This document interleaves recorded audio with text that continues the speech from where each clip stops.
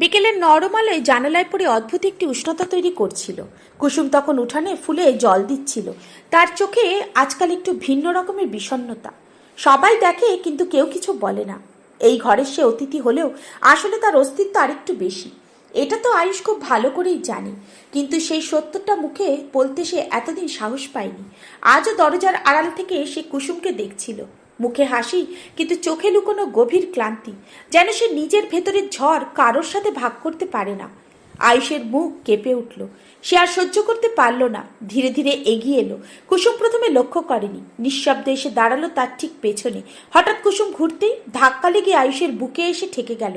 আয়ুষের দু হাত স্বভাবতই তার কাঁধে গিয়ে পড়ল। এক অজানা তীব্র মুহূর্ত, দুজনের চোখ কয়েক সেকেন্ডে আটকে রইল। কুসুম কিছুটা লজ্জার বিস্ময়ে সরে যেতে চাইলে আয়ুষ আস্তে করে বলল, থাকো প্লিজ, আজ আমাকে একবার কথা বলতে দাও।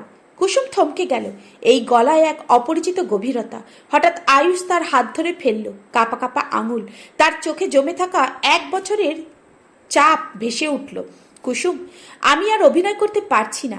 যে অনুভূতিগুলো এতদিন লুকিয়ে রেখেছি, আজ যদি না বলি তাহলে হয়তো সারা জীবনই বলা হবে না। কুসুমের হৃদস্পন্দন বেড়ে গেল, তার গলা শুকিয়ে এলো। সে দুর্বল গলায় বলল, আয়ুষ, তুমি কি বলছো? আর এক মুহূর্ত দেরি করল না। আয়ুষ এক ধাক্কায় কুসুমকে জড়িয়ে ধরল। কুসুম হতবাক হয়ে গেল। তার 2 হাত মাঝ আকাশে থেমে গেল, যেন সময় স্থির হয়ে আছে। আয়ুষের কণ্ঠে চাপা কান্নার ধ্বনি, কুসুম, তুমি ছাড়া আমার দিন চলে না। তোমাকে ক্লান্ত, ভাঙা, কষ্টে ভরা দেখে আমার আর সহ্য হয় না। তুমি যখন হাসো আমার পৃথিবী আলোকিত হয়, আর তুমি যখন কাঁদো আমার বুক ভেঙে যায়। কুসুমের চোখ ভিজে উঠল। সে এমন কিছু কখনো ভাবেনি। আয়ুষ এতটা গভীরে তাকে অনুভব করে। আয়ুষ আরো শক্ত করে ধরে বলল, আমি জানি আমাদের মাঝে হাজারো বাধা, কিন্তু সত্যিটা তুমি জানার অধিকার রাখো। আমি তোমায় ভালোবাসি কুসুম, ভয়ঙ্কর ভাবে। থামার মতো না। এবার কুসুম আরো শক্ত থাকতে পারল না। তার কাঁধ কাঁপতে লাগলো। সে ধীরে ধীরে আয়ুষের বুকে মুখ লুকিয়ে ফেলল। একটু পরে কুসুম কাঁপা কাঁপা গলায় বলল, তুমি কেন এতদিন কিছু বলনি আয়ুষ? আমি ভেবেছিলাম তোমার জীবনে আমার কোনো জায়গা নেই। আয়ুষ কুসুমের চুলে হাত বোলাতে বোলাতে বলল, যেখানে তুমি দাঁড়িয়ে থাকো সেখানে আমার পৃথিবী শুরু হয়। তুমি না থাকলে আমি অসম্পূর্ণ। কুসুমের চোখ তুলল, চোখের ভেতরে মেশানো ভয়, ভরসা, ভালোবাসা। তাহলে এখন কি হবে আয়ুষ?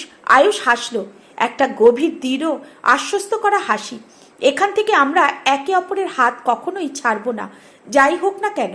কুসুম আর প্রতিবাদ করল না। সে ধীরে আয়ুষের কাঁধে মাথা রেখে দিল। দুজনকে দেখে যেন পুরো দুনিয়া থমকে গেল। কিন্তু এই মিলনের পেছনে লুকিয়ে আছে এক বড় ঝড়। কারণ আয়ুষ কুসুমের সম্পর্ক মেনে নেওয়া সহজ হবে না কারোর জন্যে। ঘরের ভেতর থেকে কেউ নিঃশব্দে তাকিয়েছিল। আড়ালে দাঁড়িয়ে থাকা সেই মানুষটি সব দেখেছে।